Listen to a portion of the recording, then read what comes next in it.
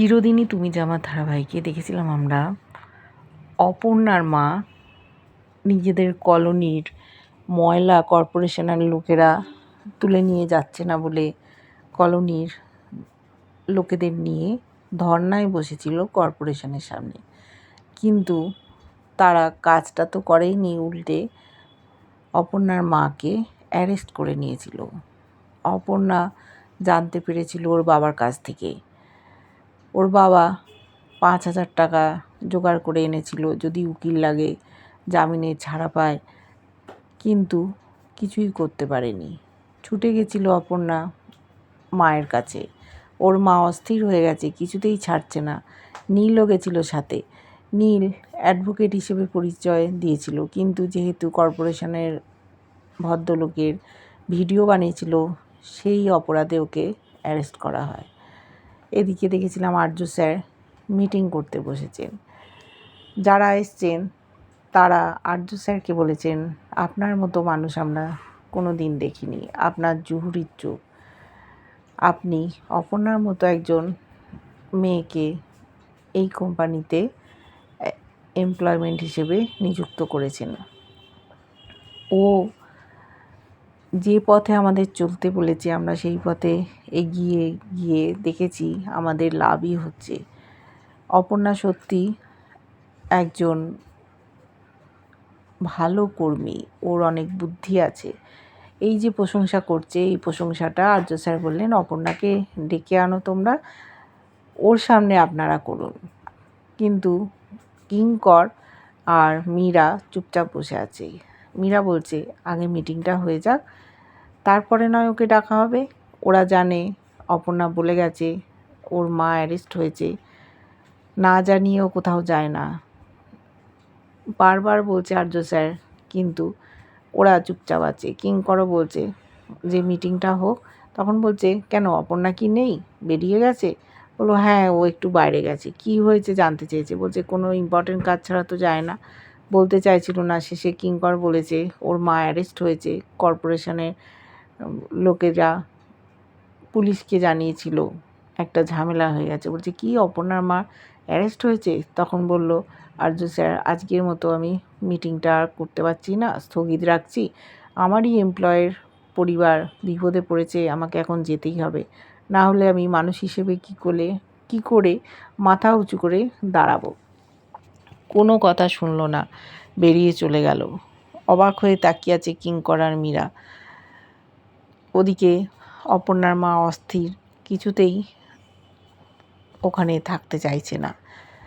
হঠাৎ করে আর্য স্যার ওখানে উপস্থিত। আর্য স্যারকে দেখে পুলিশ উঠে দাঁড়িয়েছে। বলছে স্যার, আপনার কি কোনো প্রয়োজন আছে? বললো হ্যাঁ, আমার বাড়ির কাছে ময়লা পড়ে আছে, আপনারা যদি একটু লোক পাঠিয়ে পরিষ্কার করান। কর্পোরেশনের যে ভদ্রলোক ওখানে দাঁড়িয়েছিলেন তিনি বলছেন হ্যাঁ স্যার, আপনি তো একটা ফোন করে বললেই পারতেন, আমরা এক্ষুনি সব কাজ করে দিতাম। বলছে ও, আমার কাজটা আপনি করে দিতেন, কিন্তু এরা তো সাধারণ মানুষ, তাই ওদের কাজ আপনারা করাবেন না, তাই তো? বলছে স্যার আপনি কি বলছেন, আপনার সাথে অন্যদের তুলনা? বলছে কেন, ওরা কি মানুষ না? আর আমরা মানুষ হয়ে গেলাম? আমাদের বেলা আপনারা যা খুশি যখন খুশি করতে পারেন। আর ওরা যেহেতু কলোনিতে থাকে সেই জন্য ওদের ময়লা ফেলা গেল না, অ্যারেস্ট করে নিলেন। এবার ওরা বুঝতে পেরেছে। বলছে স্যার আমাদের ভুল হয়ে গেছে। বলছে এগুলো তো আপনারা দেখবেন, দেশের মানুষরা সবাই কি অবস্থাপন্ন, এটা তো আপনাদের বোঝা উচিত ছিল। বলে ওখান থেকে বেরিয়ে চলে গেল। অপর্ণার মা কিঙ্করকে দেখেছে, অস্থির হয়ে গেছিল। কিঙ্কর বেরিয়ে চলে গেল আর্যর সাথে। থ্যাংক ইউটাও বলা হলো না। এরা বুঝে গেছে যে এদেরকে ছেড়ে দিতে হবে, তাই নীল আর অপর্ণার মাকে ছেড়ে দেওয়া হলো। সমস্ত অভিযোগ তুলে নিল কর্পোরেশন থেকে। পুলিশের আর কোনো দায়বদ্ধতা থাকলো না। ওরা আর্য স্যারের গাড়িতে চলে গেল। আর্য স্যার আগেই বেরিয়ে গেছে, একটা গাড়ি রেখে গেছেন। ওদের বললে যে আপনারা বাড়ি ফিরে যান। অপর্ণা দৌড়ে এসেছিল আর্য স্যারের সাথে কথা বলতে, কিন্তু দেখলো বেরিয়ে চলে গেল।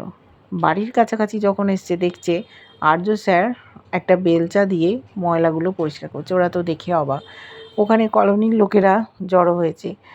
বলছে স্যার আপনি ছেড়ে দিন, আমরা পরিষ্কার করে নেবো। বলছে দেখুন, আপনাদের জন্যই তো অপর্ণার মা ধর্নায় বসেছিল, একার জন্য তো না, তাহলে আপনারা যে কাজটা সবাই মিলে করতে পারতেন সেই কাজটা কেন ওনার ওপর ছেড়ে দিলেন? আপনারা যদি হাত লাগাতেন তাহলে তো এই ময়লাগুলো পরিষ্কার হয়ে যেত। কেন সেটা করলেন না? ওরা ওদের ভুল বুঝতে পেরেছে। অপর্ণার মা বাবা এসছে, অপর্ণাও দেখছে দূর থেকে, কিছু বলছে না। আর্য স্যার ওখানে ময়লা পরিষ্কার করছে দেখে তো অবাক। তারপরে সবাই মিলে ঝাঁপিয়ে পড়ল পরিষ্কার করার জন্য। অপর্ণা মনে মনে হাসছে। হাতটা ধুতে হবে, কল খুলে দিল অপর্ণা। ওখানে সাবান ছিল, সাবান নিজে হাত দিয়ে স্যারের হাতটায় সাবান বুলিয়ে দিল, ধুইয়ে দিল। তারপরে আর্য স্যার ওখান থেকে বেরিয়ে চলে গেল। অপর্ণার মা বাবা আবার ছুটে এসছে, আর্য স্যার আবার চলে গেল, একটু ধন্যবাদ জানানো হলো না? অপর্ণা বলছে নিজের লোককে আবার ধন্যবাদ বলার কি আছে? ওরা মুখ চাচাই করছে, নিজের লোক বলছে। কিঙ্কর গাড়ি নিয়ে এসেছিল, চলে গেল। আর্য স্যার যাওয়ার আগে হাত নেড়ে টাটা করে গেল। আর্য স্যার পরের দিন চলে যাবে, বাড়ি গেছে। অপর্ণার গনুদাদাকে সুটকেসের সামনে রেখেছে। আর্য স্যারের মা এসছে, বলছে কী ব্যাপার? আর্যর হঠাৎ ধর্মে কর্মে মন এসছে, এই গণেশের মূর্তিটা করতে গেলেও বললো এটা অপর্ণা দিয়েছে আমাকে। বলছে অপর্ণা দিয়েছে? ও সেই জন্য? বলছে অপর্ণা তোমায় দিল কেন? বললো যে এই যে আমি বাইরে যাচ্ছি সেই জন্য দিয়েছে। বলছে কেন, ও তো তোমার সাথে যাচ্ছে। বললো না, ও যাচ্ছে না। বললো কেন যাচ্ছে না? ওর সামনে পরীক্ষা, ওর বাবা এসে বলেছে ওর পড়াশুনোটা করা দরকার, সেই জন্য যাচ্ছে না। অপর্ণার যে যাচ্ছে না এই কথাটা শুনে ওর মা খুশি হয়েছে। বলছে দেখো, একটা সাধারণ পরিবারের মেয়ে, ওদের দেখো বিদেশ যাওয়ার কোনো লোভ নেই। আমি দেখে তো অবাক হয়ে গেলাম, এরকমও এখন মানুষ আছে? বললো হ্যাঁ মা, অপর্ণা আর ওর পরিবারের মানুষজন একেবারেই অন্যরকম। ওর বাবা এসে বলাতে আমি আর না করিনি। ওর সামনেই ফাইনাল পরীক্ষা, পরীক্ষাটা দিই, পরেও তো যেতে পারবে। অপর্ণার সাথে আলাপ করতে চাইছে ওর মা। বলল আগে তুমি ঘুরে এসো, তারপর আমি আলাপ করবো। বলছে ভাগ্যিস তুমি বললে, না হলে আমি চলে যাচ্ছি, তুমি হয়তো আলাপ করতে চলে যেতে। তারপর বলল যে তুমি এবার খেতে এসো। আর ওর মা মনে মনে ভাবছে যে যে বর্ণনা আর্য দিয়েছে সেই রকমই একটি মেয়ের সাথে মন্দিরে দেখা হয়েছিল, আর একজন যোগিনী সে তো বলেইছে তোমাদের বাড়িতে লক্ষ্মী আসতে চলেছে। আমাকে অপর্ণার সাথে কথা বলতেই হবে, ছেলেটা একেবারে পাল্টে গেছে এই মেয়েটার জন্য। ওদিকে অপর্ণা রাতের বেলা চিন্তা করছে আর্য স্যারের সাথে দেখা করতে হবে। ওর মাকে ওর বাবা চা করে খাইয়েছে, যখন লকআপে ছিল ওরা লিকার চা দিয়েছে, ওর মা খুশি হয়নি।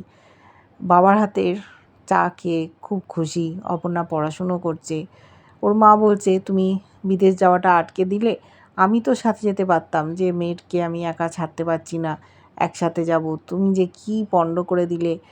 অপর্ণা বলছে মা তুমি আর এইসব নিয়ে কথাবার্তা বলো না, পরে কখনো হয়তো আমরা যাব। রাতের বেলা ঘুমোতে পারছে না, ভাবছে তাড়াতাড়ি উঠে আমাকে একবার আর্য স্যারের সাথে দেখা করতে হবে। এদিকে আর্য স্যারও চিন্তা করছে, মনে মনে ভাবছে যে আমাকে ফিরে এসে অপর্ণার মুখোমুখি হতে হবে, মার সাথেও দেখা করাতে হবে। প্রেম কখনো চাপা যায় না। বসন্ত হলে মানুষের যেমন মুখের মধ্যে দাগ ফুটে ওঠে, সেই রকম প্রেমেরও একটা ছাপ মুখের মধ্যে থেকে যায়। সবাই বুঝতেই পারছে অপর্ণাকে আমাকে জানাতেই হবে। রাতের বেলা শুয়ে ছটপট করছে। এদিকে সকাল হতেই অপর্ণা বেরিয়ে পড়েছে অফিসের উদ্দেশ্যে। নীল যে এদিক দিয়ে যাতায়াত করে, এদিক ওদিক তাকায়, সে কথাটা বলেছে রুম্পা। রুম্পা বলছে কী ব্যাপার বলতো, নীল কি তোর প্রেমে পড়েছে? তখন বলছে আমি কি করে জানবো বলতো, তবে ছেলেটাকে আমার ভালো লাগে না, তুই তো জানিস সব কথা, তারপর এরকম বলছিস কেন? চলে গেছে অপর্ণা গণেশের পুজো দিতে, সেখানে ঠাকুরের কাছে প্রার্থনা করছে আর্য স্যারের যেন কোনো রকম ক্ষতি না হয়, আর্য স্যার সুস্থভাবে ফিরে আসতে পারে। কিন্তু মনের মধ্যে যেন একটা কু ডাকছে, এরকম কেন হচ্ছে বুঝতে পারছে না। ওখানে পুরোহিত মশাই পুজো করে আরতি করেছেন, উনি আরতি দিয়ে অপর্ণার কাছে এনেছেন, ও যাতে ভাবটা মাথায় নেয়। সেই সময় দেখেছে যোগিনী মা ওখানে এসছে, নিজের মনেই কথা বলছে, তুই যা চাইছিস সেটাই হবে, তুই একবারেই চিন্তা করিস না, কোনো ভয় নেই।